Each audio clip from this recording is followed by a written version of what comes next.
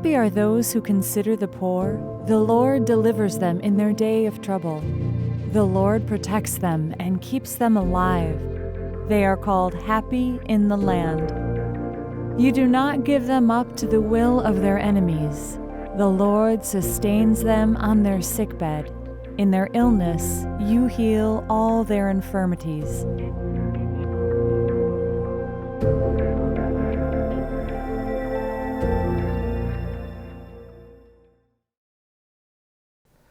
Good evening, St. Luke's. Welcome to our second midweek Lent service.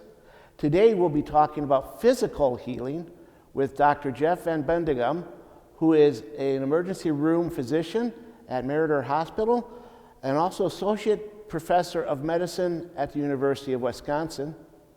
And I guess to start us off, would you like to kind of explain or give some understanding between physical healing and physical cure?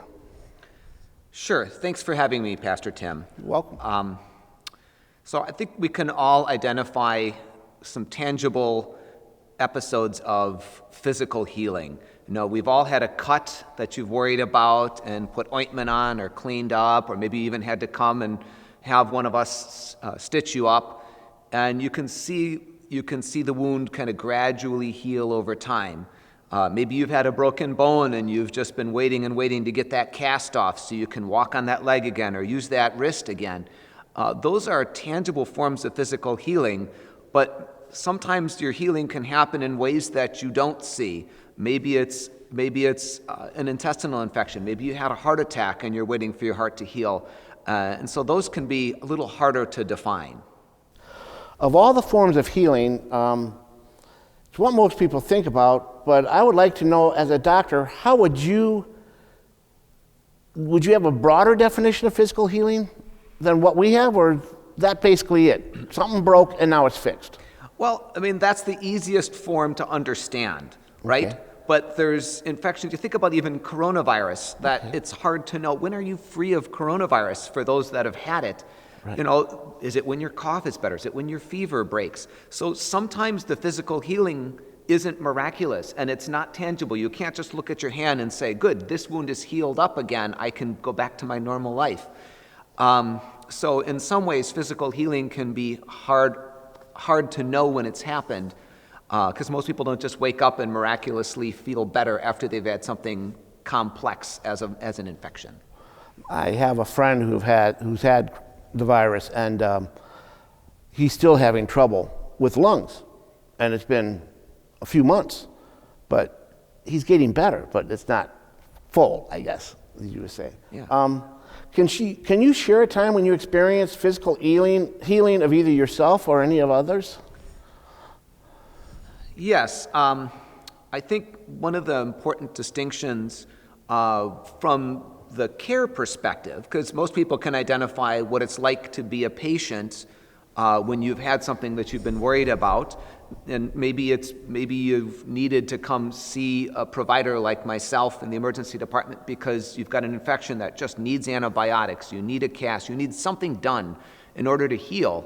But thinking about it kind of in terms of healing the whole body and spiritual healing as well, I think of patients that I've seen that maybe had a visit once before, either in the emergency department or a clinic, and they come back thinking that their symptoms are no better, and they tell me, oh, I saw somebody, but they didn't do anything. I look at the chart, and I see that, oh, geez, well, you were seen a week ago. You had blood work done, you had x-rays, you had an EKG. I see what was done. Sometimes even the physician will dictate what they were thinking and why they ordered the tests. And the patient left, and they didn't feel any better. And oftentimes the part that's missing from the healing process is the communication with the patient, saying what you're going to do, why you're doing it, and what you're going to do with the results when you find them. So even somebody who's been seen before and maybe had negative results wasn't informed of what was being done and why, or what was being ruled out. Right. Unfortunately, one of the difficult things in the emergency department is that people come in with undiscovered problems, and in the course of our workup, sometimes we arrive at a definitive diagnosis, and it's easier to heal or maybe cure that person. But oftentimes things are more ambiguous in medicine as in life, and when you do tests, you look for problems, you can rule things out, but you don't find the ultimate cause of symptoms. There can still be reassurance in that. There can still be healing, even in negative test results, but only if there's communication with the patient and they understand what's being done. So I think that's a very big distinction in how you can provide healing in an intangible way. As you were talking, I thought about being a pastor. I visit folks in hospitals, and there have been times when I've walked into a hospital room and you can tell that the air is lifted and things are doing better. Well, it wasn't this, is what, they haven't found out what it is yet, but it's not everything that we thought was really bad. And that communication brought healing to that room, that they had that. Well, certainly, emergency department visit can be a watershed moment for people, Right. And people bring varying levels of concern for their troubles. Often, I think the most important thing I ask a patient isn't how long has your chest been hurting, or geez, how many times did you throw up, or whatever, how many stairs did you fall down? It's asking them, what are you most worried about? Right. And in that moment, it gives me an opportunity to know what I really am tasked with looking for. And maybe they're worried about something, and it's a fear I can allay just through education, conversation, maybe something simple on the physical exam. Maybe I need to order a test. Yeah. I have a good story just from yesterday. Oh. I had a young lady who already knew she has coronavirus. That diagnosis had been made a week earlier. And I'm seeing her because she still is having some chest pain. She still feels short of breath, and she just felt worse. And as I'm talking to her, and I'm thinking, okay, she doesn't need oxygen. She's doing okay at home. She's not really a high-risk person according to my criteria or our criteria. But in the end, what I found out was that her husband had coronavirus and was better, and she had found out in the last week that her father died of coronavirus, and he died from a blood clot. Oh. And she just couldn't stop worrying. She still has symptoms of coronavirus, and wanted to know if she had a blood clot. And it's a reasonable concern for her to have. Right. And once tasked with knowing that, we could do a simple test to rule out a blood clot. That person, did I cure her coronavirus? No, but was there healing involved in knowing that we could allay her fears, that she wasn't going to die from something she just found out her father had died from? In that, I think there's some powerful healing in that. I know you probably see this daily, but doing hospital visits as a pastor, that's something you encounter a lot, and that's fear. And it's hard for people because, we don't know. And to have someone able to relieve the fear, I think it's very healing.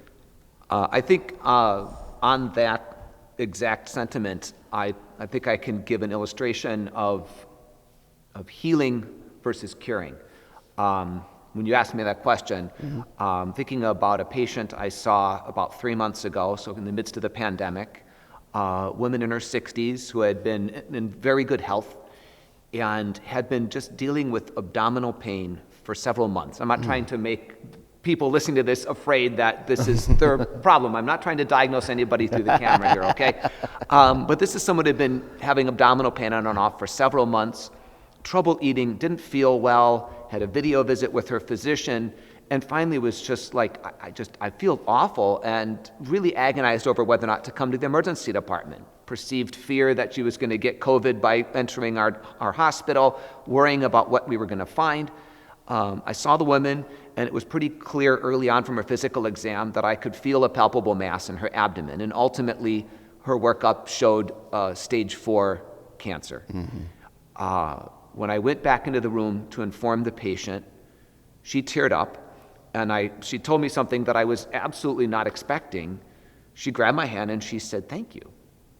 And I was like, I'm thinking, why would a patient thank me for diagnosing them? And she said, "I've been so worried for months. I didn't know what it was. At least I have a name. I understand what I have." So even though that diagnosis doesn't really have a cure, Right. Only palliative treatment by the time we're diagnosing it, I felt that even though I felt powerless to cure the patient, I realized I could at least help her heal by giving her a diagnosis and giving her something to plan for. And that helped allay her fears, even though what she was most afraid of was what we found. Right. How does your faith interact with your daily life as an ER doctor? I can honestly say over the years that it's been a struggle from time to time to reconcile my faith and what I want to happen for people with what actually happens. Yeah. And it's frustrating when I anticipate an outcome or I hope for an outcome for somebody and that's not the outcome they have. What I've come to realize, if there's any realization to be made over, looking at science and using medical tests and logic to bring people to a diagnosis or to try to save a life or even just to try to heal up something straightforward, it's that my job, my vocation is not to judge people and to make a decision about what should happen. It's just to interpret what's in front of me and take care of them, whether I think they deserve it or not. Sometimes the drunk driver that hits a car, the drunk driver does well and the people that they hit don't. And it's not for me to explain it or understand it, right. But I'm still tasked with taking care of those people and not prejudging them. Right. And I think that's where your faith comes in, because you realize that I don't have to have the answers. And even if my nurses and other staff look for those answers, that's not my vocation. It's not up to me to determine, who deserves what good or bad things have happened to them. It's just my job to take care of them and to try not to prejudge so that I can be open-minded enough to do the right thing. That takes a lot of faith. It takes a lot of constant reminders. Yeah. I think of some incidents that I've been involved in where you do pastoral care to someone who's been hurt. We'll use an incident like that, or on the other side, doing pastoral care to someone who may have been at fault. They both need your care, but they also both need spiritual care at the same time. They need the physical and the spiritual. And I think a lot of times it's pretty easy to turn your back on someone. It takes faith to keep going. I think about, I try to relate things to patient care experiences. I had a very poignant moment. Sometimes the emergency medicine does that for you because we're really one of the only places in the world where we truly take care of absolutely everybody, regardless of who they are. And we recall that everybody deserves to be taken care of with kindness and compassion, whether they came from a large house in the suburbs or they came from the homeless shelter. Everyone brings fears and concerns. The disease pathology doesn't discriminate. It just happens. Right. But sometimes it's more challenging. I'm thinking of a moment where I had two patients, both women, both with the chief complaint of abdominal pain and vaginal bleeding. One's a mid-30s woman there with her husband, had been trying for years to get pregnant. She's pregnant in the first trimester, and ultimately turns out she miscarries in the emergency department. In the room immediately next to her is a 15-year-old girl there with her mother, there with abdominal pain.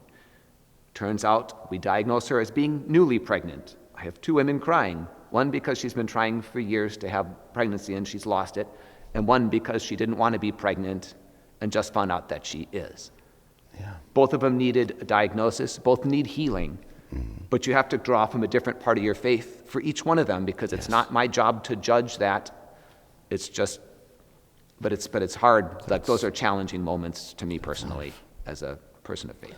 Now, I have to say, many of you know that Jeff is one of our musicians here at St. Luke's, and I experienced God through your piano playing as one of our pianists, and I enjoy it greatly. Thank you. But through your calling as a doctor, how have you seen God at work through that? Just when you think you know something, you learn new information, you come to understand the human body, which is so fascinating, in a different way, something will happen that'll humble you. I'll see something that I've never seen before, something I've never anticipated, or something that the textbooks just can't prepare you for. And those moments are humbling, and that's a reminder that I could practice for 50 years in the busiest department in the country and still not know everything there is to know about the body or about diseases, that there'll always be something to humble me. And that's a good reminder. Like, just having a title or an education doesn't give you free license to feel like you know it all, and there never is a moment where you will. And to me, that's marvelous to hear that coming, not just from a physician or emergency room physician, but from someone who teaches physicians, who teaches doctors, to say, I don't know it all. And in my role as a pastor, there are times where somebody will come to a question about faith or scriptures or something, or my response is, what do you think? Or I have to go and dig through some books and see what other people think, because we don't know it all. And I think that humble nature is really God working through us. It's hard because people don't come to the ER to have more questions. They want answers. Like, people want to know that their doctor has taken care of them. But I think it kind of goes back to what we first talked about the person that comes in and says, they didn't do anything for me. And I think it's what I try to tell what I do tell the students, and what I try to tell myself, is that for people to care about what you know, they need to first know that you care. Right. And I think that really is something that you can't quantify, and I think that's where the intersection of scientific knowledge and faith can matter when it comes to taking care of people. Right. And I think also on my side of it, I've learned a lot about asking. So what have you found, doctor? Or, I'm not putting it all on the people, but when you're jumping from room to room to room, isn't it kind of hard to keep the communication going sometimes? Well, and then just when you think you've got everything balanced out after years of practice, now you've got patients that can't advocate for themselves, and their partners, their children, their parents, they're sitting in idling cars in the parking lot, so now there's phone calls, the communications have changed, and it's hard to allay people's fears and anxieties when they're not standing in front of you. They didn't meet me. They don't know. How does somebody know that they can trust the physician that's tasked with taking care of someone they care about? So so now there's another realm, much like there is for you trying to minister to people through a camera instead of face to face. They're just new challenges. I'm about to have with my new doctor, my first audio tomorrow, or video consult.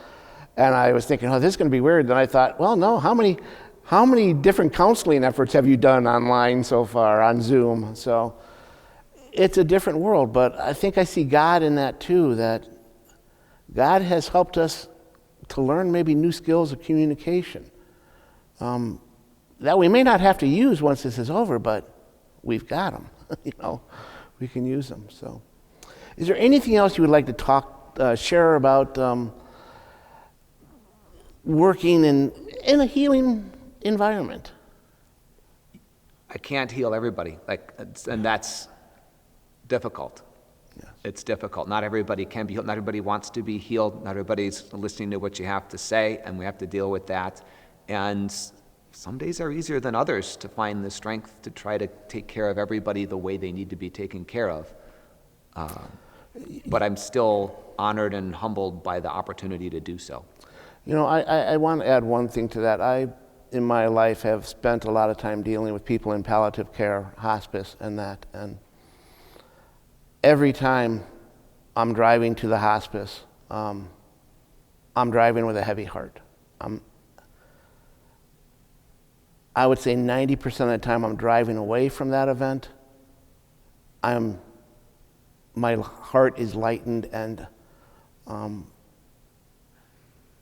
feeling better, because even in the midst of not having a cure, I think the Spirit is there still healing the family, the person who is sick, through this process of going from life into death. And that's, I see God there every time.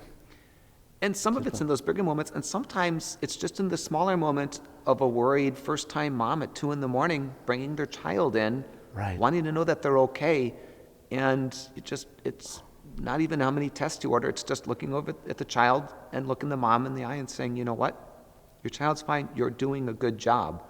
That might be the first time the mom heard that, and it helps to come from the doctor they had to bundle up at 2 a.m. to go see. So I think it's in the bigger moments, and if you're looking for it, God's in those smaller moments Yes. as well when you're looking and listening, which isn't always easy. I can there. think of that woman driving home and saying to herself, the doctor said I'm doing okay. Because I think we often struggle not knowing how we're doing, with especially new callings like that. So Yeah. that's marvelous. Well, thank you so much, Jeff, for this visit. Thank you for your caring in the emergency room, in teaching doctors, and thank you for sharing with us your gift of music. It's really a joy. Thanks for the opportunities to share both my love of music and to share some of my profession with you all. And hopefully none of you have to see me at work, only at the piano. We'll catch you when we have coffee hour again. How's that? That sounds great. Thank you All very right. much, Pastor Tim. Right. God bless. And God bless to all of you. Let us pray. God of compassion, your Son, Jesus Christ, the great physician, made the broken whole and healed the sick. Touch our wounds, relieve our hurts, and restore us to the wholeness of life. Through the same Jesus Christ, our Savior and Lord. And all God's children said loudly, Amen.